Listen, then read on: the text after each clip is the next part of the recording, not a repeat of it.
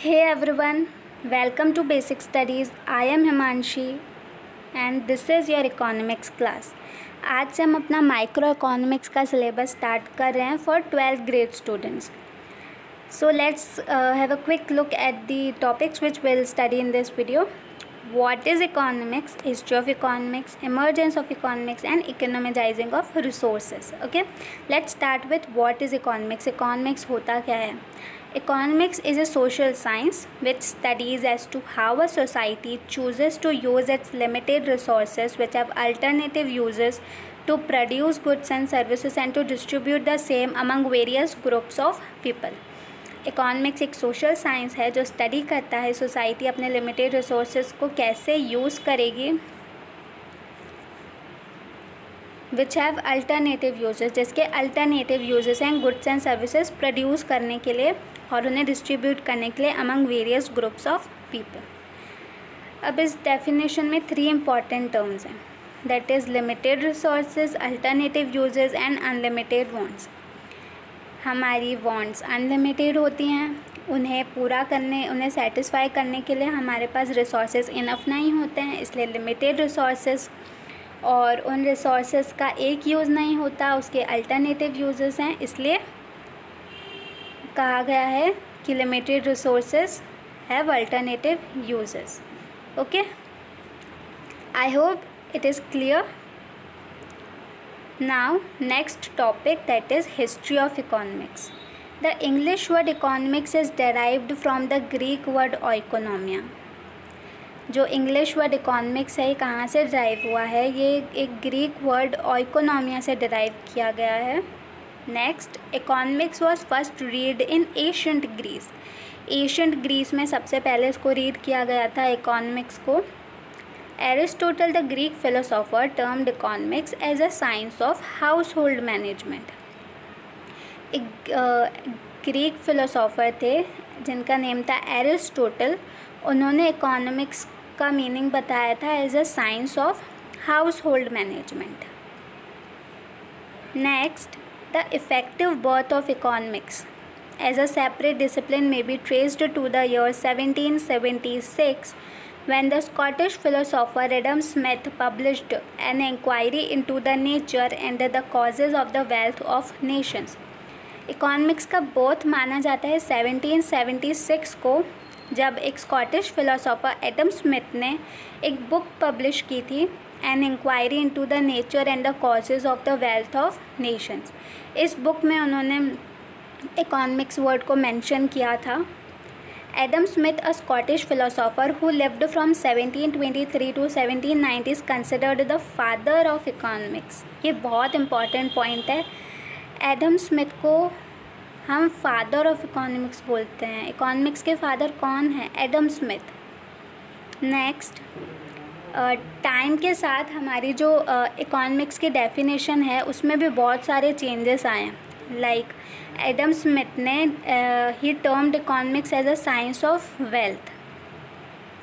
Then Alfred Marshall termed economics as a science of material welfare. Material welfare meaning किसी भी physical good को use करके जो हमें सेटिस्फेक्शन मिलता है, that is called material welfare. Then Lionel Robbins termed economics as a science of human behaviour. Okay, it is the most logical definition. Lionel Robin की definition बहुत ज़्यादा लॉजिकल है. इसके लिए मैं एक अलग से वीडियो बनाऊंगी जिसमें पूरा एक्सप्लेनेशन होगा किस तरह से इकोनॉमिक्स में चेंजेस आए हैं. Okay, now let's move on the next topic, that is emergence of economics. Economics की ज़रूरत क्यों पड़ी? इकोनॉमिक्स को ये सब स्टडी करने की ज़रूरत क्यों पड़ी? बिकॉज जब कोई प्रॉब्लम होगी तभी तो किसी चीज़ की स्टडी करेंगे ना. तो प्रॉब्लम थी स्कैरसिटी ऑफ रिसोर्सेज, जैसे हमने पहले भी पढ़ा अभी. स्कैरसिटी ऑफ रिसोर्सेज मीन्स हमारे पास लिमिटेड रिसोर्सेज है. स्कैरसिटी मतलब किसी भी चीज़ की कमी होना. So scarcity of resources is a bitter truth of life. It is a universal problem. Scarcity of resources एक कड़वा सच है हमारी लाइफ का, और ये एक यूनिवर्सल प्रॉब्लम है. इसे एग्जाम्पल के थ्रू समझते हैं। पहले हम माइक्रो लेवल समझेंगे, मीन्स इंडिविजुअल लेवल पे। एक फार्मर है, उसके पास उसका लैंड है, उस लैंड को वो यूज़ कर सकता है वीट बनाने के लिए, राइस बनाने के लिए और सोयाबीन। इन तीनों में से कुछ भी ग्रो करने के लिए यूज़ कर सकता है, बट एक चीज़, ओके। तो ये लैंड जो है वो है हमारा लिमिटेड रिसोर्स। क्या है? Limited resource. इसके अल्टरनेटिव यूजेस क्या हैं? वीट, राइस, सोयाबीन, तीनों में से कुछ भी हम इस पे ग्रो कर सकते हैं इस लैंड पे। तो ये हैं इसके अल्टरनेटिव यूजेस, ओके। तो हमारी स्कैरसिटी ऑफ रिसोर्स, स्कैरसिटी मतलब कमी किसकी है इस एग्जांपल में? लैंड की। इसके अल्टरनेटिव यूजेस हैं वीट, राइस, सोयाबीन, ठीक है। हमें चूज़ करना पड़ेगा, तो इकोनॉमिक्स को हम बोल सकते हैं problem of choice. Problem of choice, कि हमें चॉइस करनी पड़ रही है, किसी एक चीज़ को चूज़ करना पड़ रहा है। मैक्रो लेवल का एग्जांपल देखते हैं।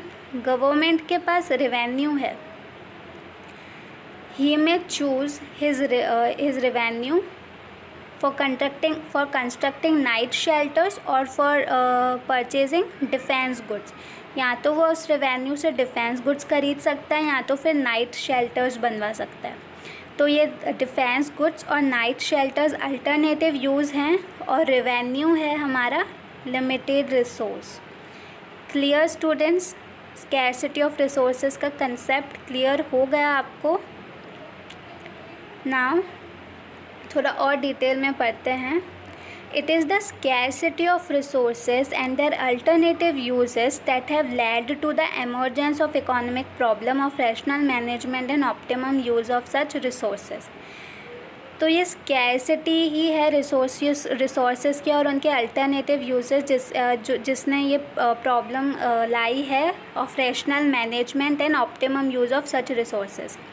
ओके, इकोनॉमिक्स यही तो वो कहता है ना कि रिसोर्सेज का ऑप्टिमम यूज़ हो सके, पूरी अपनी कैपेसिटी तक उसे यूज़ कर सकें हम। It can be simply said a problem of choice, जैसे कि मैंने आपको पहले ही बताया कि इसे हम बोल सकते हैं प्रॉब्लम ऑफ चॉइस। इकोनॉमिक्स को बोल सकते हैं problem of choice. It is the economic problem which led to the emergence of economics. तो ये इकोनॉमिक्स प्रॉब्लम है जिसने इसे एमर्ज किया है, इकोनॉमिक्स को एमर्ज किया। Now next topic, that is economizing of resources.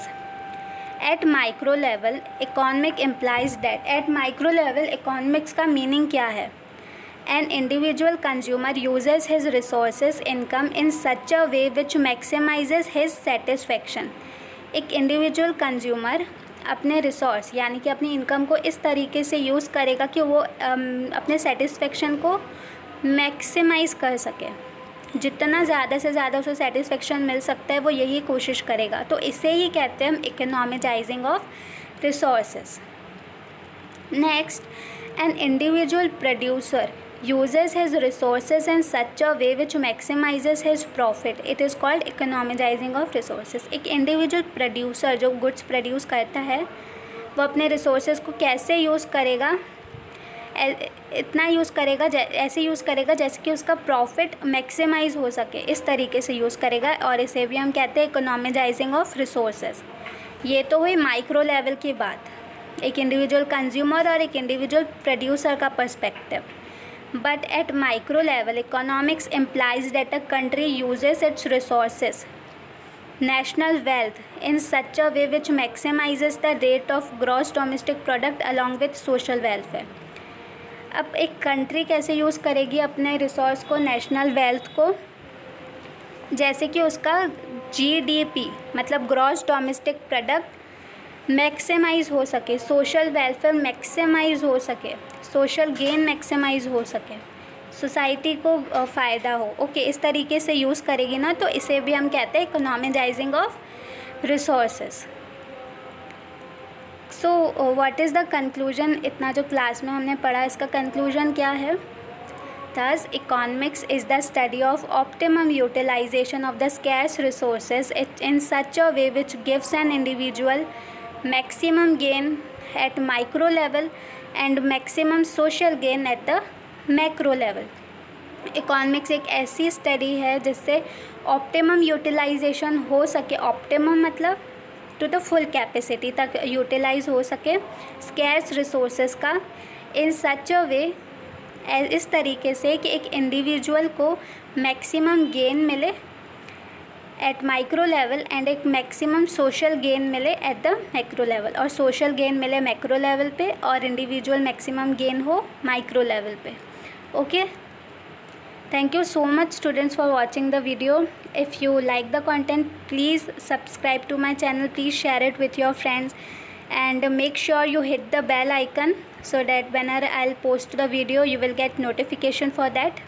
Okay.